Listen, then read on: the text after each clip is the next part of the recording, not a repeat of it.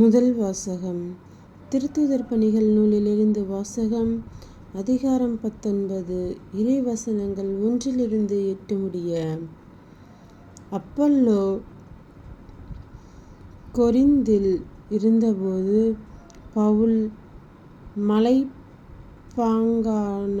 பகுதி வழியாக எபேசு வந்தார். அங்கு அவர் சீடர்கள் சிலரை கண்டு அவர்களை நோக்கி, நீங்கள் நம்பிக்கை கொண்டபோது தூய ஆவியை பெற்றுக்கொண்டீர்களா என்று கேட்டார். அதற்கு அவர்கள், தூய ஆவி என்னும் ஒன்று உண்டு என்று கூட நாங்கள் கேள்விப்பட்டதில்லையே என்றார்கள். அவ்வாறெனில் நீங்கள் எந்த திருமுழுக்கை பெற்றீர்கள் என்று பவுல் கேட்க, அவர்கள், நாங்கள் யோவான் கொடுத்த திருமுழுக்கை பெற்றோம் என்றார்கள். அப்பொழுது பவுல், யோவான் மனம் மாறிய மக்களுக்கு திருமுழுக்கு கொடுத்து தமக்கு பின் வரும் இயேசுவிடம் நம்பிக்கை கொள்ளுமாறு கூறினார் என்றார். இதை கேட்ட மக்கள், ஆண்டவராகிய இயேசுவின் பெயரால் திருமுழுக்கு பெற்றீர்கள். பவுல் அவர்கள் மீது கைகளை வைத்ததும் தூய ஆவி அவர்கள் மேல் இறங்கியது. அப்பொழுது அவர்கள் பரவச பேச்சு பேசினார்கள், இறைவாக்கும் உரைத்தார்கள். அங்கு ஏறத்தாழ 12 பேர் இருந்தனர்.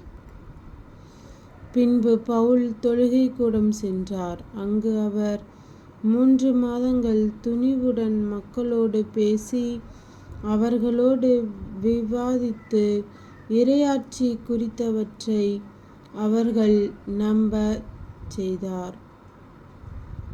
ஆண்டவரின் அருள்வாக்கு. இறைவா உமக்கு நன்றி. நற்செய்தி வாசகம். புனித யோவான் எழுதிய நற்செய்தியிலிருந்து வாசகம். அதிகாரம் 16. இறை வசனங்கள் 29-33 முடிய. இதை கேட்ட அவருடைய சீடர்கள், இப்போதுதான் உருவகம் எதுவுமின்றி வெளிப்படையாக பேசுகிறீர். உமக்கு அனைத்தும் தெரியும். யாரும் உம்மிடம் கேள்வி கேட்க தேவையில்லை என்பது எங்களுக்கு இப்போது புரிகிறது. இதிலிருந்து நீர் கடவுளிடமிருந்து வந்தவர் என்பதை நம்புகிறோம் என்றார்கள். இயேசு அவர்களை பார்த்து, இப்போது நம்புகிறீர்களா? இதோ காலம் வருகிறது, ஏன் வந்தே விட்டது. அப்போது நீங்கள் சிதறடிக்கப்பட்டு ஒவ்வொருவரும் அவரவர் வீட்டுக்கு ஓடிப்போவீர்கள்.